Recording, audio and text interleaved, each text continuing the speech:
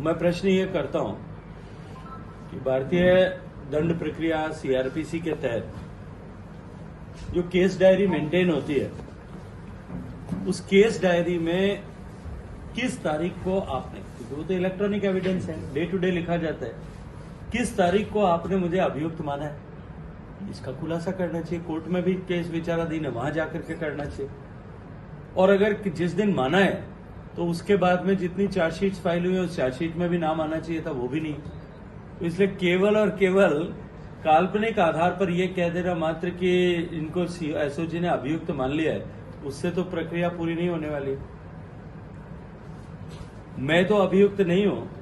लेकिन यह तय है कि गहलोत साहब जरूर अभियुक्त सिद्ध हो चुके और वो अभियुक्त वहां न्यायालय में जाकर के, और उनको अपना बेल बॉन्ड भरने के लिए न्यायालय ने ऑलरेडी आदेश किया है कि वो जमानत लेकर के और फिर बाद में केस की प्रक्रिया आगे चले। कल उन्होंने परसों स्टेटमेंट देते हुए ये भी कहा कि मैं दोषी नहीं हूं तो मैंने जमानत क्यों कराई। मैं फिर कहूंगा कि मैंने तो जमानत नहीं कराई, न मैंने जमानत की एप्लीकेशन लगाई है, न मैं जमानत की एप्लीकेशन लेकर के कोर्ट में गया हूं। मैंने तो जब राजस्थान सरकार का मुखिया और गृह विभाग का मुखिया, गृह मंत्री और मुख्यमंत्री दोनों खुलेआम ये कह रहे थे और पुलिस को इस बात के लिए डायरेक्ट करते थे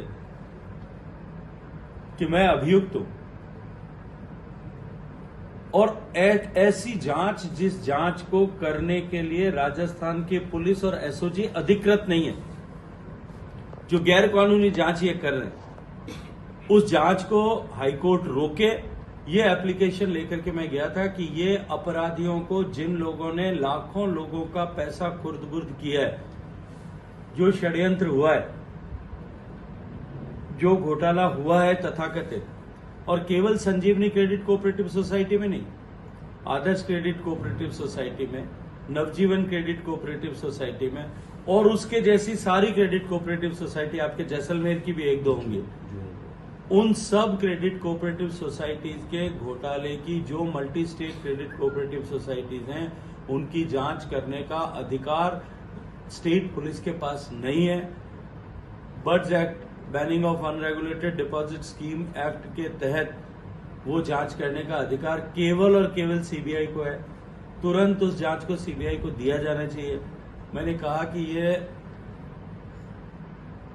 निवेशकों का पैसा न मिले,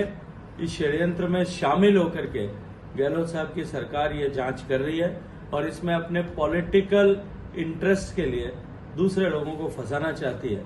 तो इसमें मैं कोर्ट में एप्लीकेशन लेकर के गया था, कोर्ट में मेरी बात सुनी और सुन करके, और जब तक उसका निस्तारण न हो या अगला आदेश न हो, तब तक किसी भी तरह का कोएर्सिव एक्शन नहीं लिया जाए, इसका आदेश कोर्ट ने दिया। इसमें जमानत कहां से आ गई?